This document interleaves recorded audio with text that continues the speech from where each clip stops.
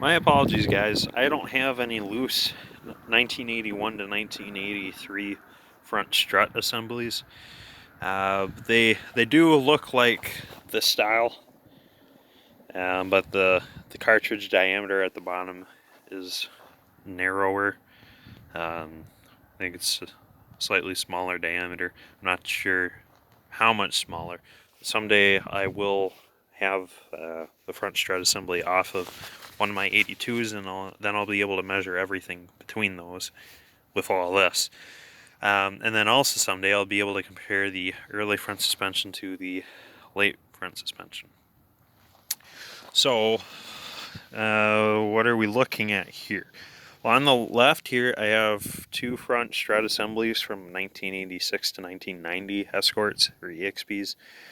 Then on the right, I have two struts, and then over here, a third strut assemblies, all from 1984 to 1985 Escorts and EXPs. Obviously, there's a big difference between these. And it's weird that they did this. When the 19s came out, they switched to these larger front coils, because both my 85.5 and my 88.5 Escort sedan and wagon both had these same style struts and spring assemblies up front. All of my 84 and 82 to 84 EXPs, they all have this assembly, a slightly smaller spring, and then this kind of spacer cup thing up top. But from 84 to 85, these do have the same diameter between all of these. You can see that right here. It's not any different. But this one is bent in. The Derby racer guy was using these, and this one at some point, just in this last little bit here, it got bent back, which is weird. But yeah, you can see here that they both bolt up at the same exact place on the strut tower.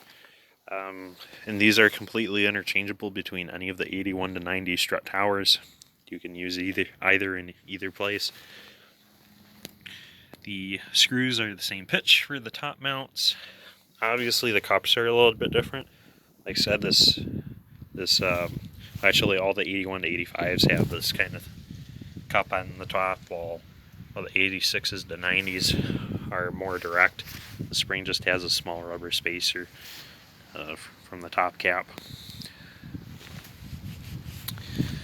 And yeah, the spring itself is a lot wider, and the coils are thicker on the 86 to 90 than on all the earlier ones.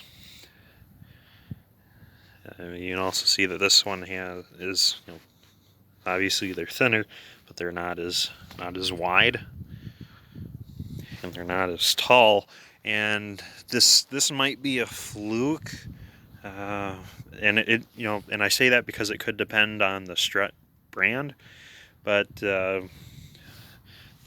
if we look at these two here, I do have them lined up perfectly up top.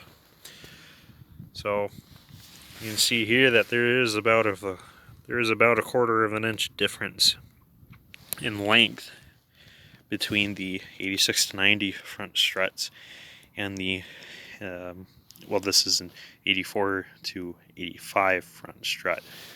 So if you can take this guy out and put in this, that will help your camber, because there are only 3 ways to adjust the camber on our 80s Escorts and EXPs. The simplest way is to simply lower your car, because due to the suspension geometry, the more you lower the car, the more the more the wheels are going to attract negative camber. And sequentially, when you pull the engine out, they gain positive camber. But natural resting place, the 84s on up should be at 0 camber. The 81 to 83s do have a slight bit of positive camber. The 84, they changed all that, prevents tires from getting chewed up front, kind of. But many people are still having issues with their 84 to 90 cars having positive camber, by like a degree and a half thereabouts. Still trying to figure out what that is.